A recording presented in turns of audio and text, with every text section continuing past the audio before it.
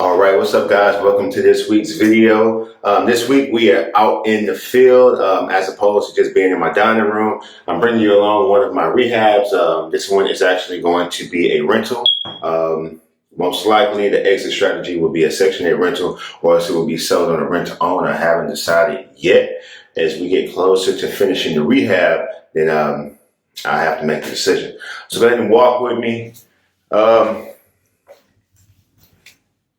We've done some painting. Pretty much the largest projects left are the kitchen and the bathrooms. I did have to change up contractors. My past contractor, former contractor, he was taking much too long for the project. He really only got demo work and painting done, and it took him multiple months. We ran over the contractor time, so I'm bringing in a new contractor. As you can see, the kitchen has been demoed. We pulled out the old cabinets and countertops, and we'll be getting some new ones. Most likely a Home Depot special or Lowe's special. This property here, it's a 3-bedroom. How many baths do we have in here? 3-bedroom, 2-bath. So I'm located here in St. Louis, Missouri. Hopefully I'll be able to get, see there's some mold there, so we'll have to get that replaced. Still a lot of cleaning, still a lot of work that still needs to be done here, but my contractor and I will be starting on this project next week. And hopefully we can be done in hopefully a month to 45 days. This is a little bonus room here. Here's the bathroom on the main level. So as you can see, it's we've already pulled out the toilet and the vanity, so we'll replace it with a new toilet and vanity. Replace some of the drop ceiling as well. Now I'll go ahead and walk you guys upstairs. I'm gonna do a whole other video about the best way to handle contractors. I feel like I dropped the ball with my project management of the contractor. We've worked together in the past. He was able to deliver in the past. But for this project, I'm guessing that he was juggling other jobs. So I called him, I emailed him, I texted him, and just let him know that we'll have to part ways, no hard feelings. But as long as this property is sitting vacant, then my wallet is sitting vacant as well. I can't make no money if this property isn't making any money. So this here is bedroom number 1. You can see it.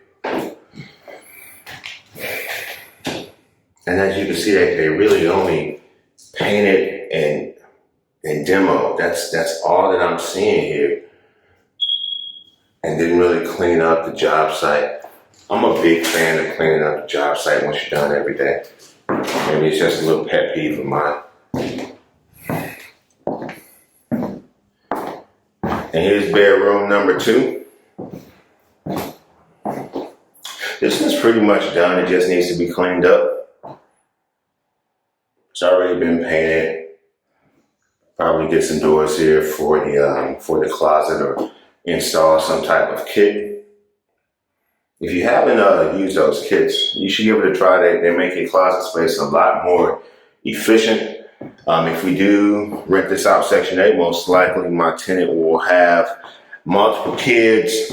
Storage will be needed. So any type of way that I can help with making their space more efficient, I'm going to go ahead and do so. This is bedroom number 3.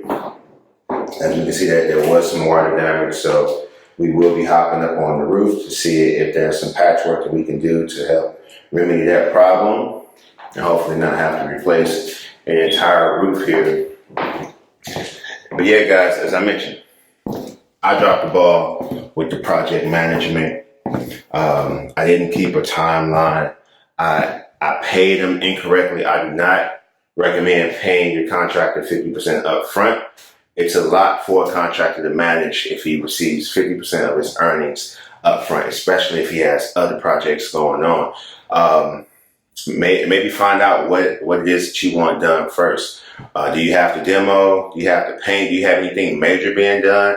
If it's just the demo and paint, that doesn't require 50% of the money up front. You know, you want to always you want to always stay behind the work. So they finish work and then you can pay him. Because he knows where you live. He knows where your property is. If you didn't pay him, he can put a lien on your property. But if he doesn't show up to work, then you really have no recourse against him unless you're trying to go to court or anything like that. I don't really feel like going to court. I just want to move on and get this project done. But with that being said, I did go ahead and send him a lien waiver so he can sign, just so I can have it on file. I doubt if anything comes up where he's, because he pretty much realizes that he's been overpaid for the work that he's done here. But yeah, if he does give me that lien waiver, that would be great, just so I can have it on file. Knowing that he's been released from his duties, we sort of have a mutual release from each other. No hard feelings, but we got to get this project done. This is the upstairs bathroom here. So as you see, look like we still got the toilet in there. That's going to come out. We have a new toilet downstairs. We did pull the vanity out, and we'll replace that. This bathtub here, when I bought the house, they had this country gray thing around it, but we're going to see how we can clean that up and keep the bathtub. As I said, this is a rental. It's not like a rehab that we'll be putting back onto the market for an owner occupant. So we're going to try to salvage that bathtub. There's nothing really wrong with it. It's an older house. There's going to be another income property. If I rent it out Section 8, that would be one option, or else rent to own, where I would sell it on a lease option. If you're not familiar with that, I will do a video on lease options here in the upcoming future. Or else, since I do own the property free and clear, since it was a cash purchase, I will possibly do some type of owner finance situation where we just have the deed in escrow with my attorney. But I'm still finalizing exit strategies right now.